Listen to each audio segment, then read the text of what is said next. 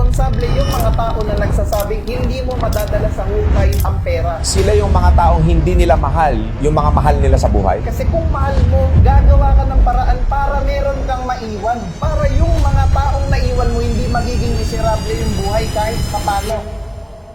Pag nagkaroon tayo ng pananaw natin sa financial literacy, no, ang laki ng ma-improve sa buhay natin. Kailangan natin na mag-allocate din para sa health natin. So kaya meron tinatawag ng mga health insurance or iba naman health fund. Kung ayaw mo na insurance, magkaroon ka ng health fund. Importante yun. Napakalaga nun. Alam mo, may mga kino-coach ako. Meron pala silang certain percentage na 5% health fund nila yun. Sino sa atin ang after sweldo, naglagay ka ng 100 pesos for your health fund? So, lagyan natin. And second, dapat protected din tayo. Sabi ko nga nung nag-vlog ako na do not die useless. Marami nagalit sa akin, Boss RDR. Kung mamamatay rin lang tayo, kasi mamamatay naman tayo eh. Which is better? Mamatay kang walang maiwan sa family mo na 2 million or mamatay kang may maiwang 2 million sa family mo? Yun sinasabi ko. Protected ka, lalo kung breadwinner ka. Paano maiwan sa family mo? They need instant money pag nawala tayo. Is it a necessity or wants? It's a necessity, it's not wants. It's a must na dapat protected tayo. Kasi di natin alam kailan tayo mawawala eh. Correct. Boss X. Gusto ko lang din dagdagan yung sinabi ni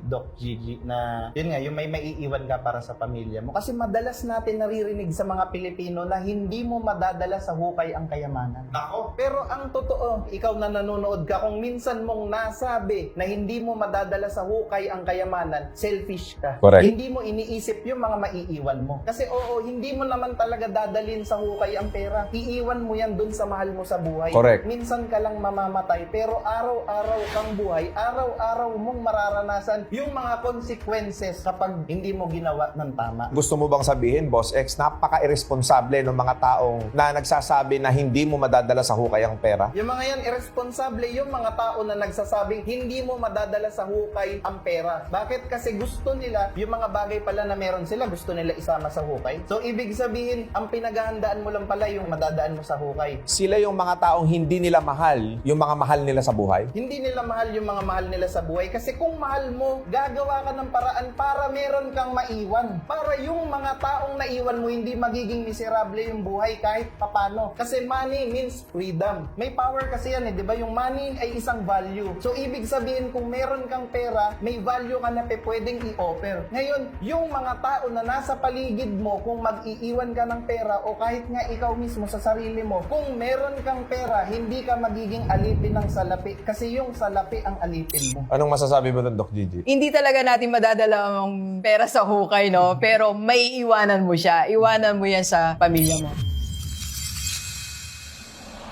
Panuurin ang buong episode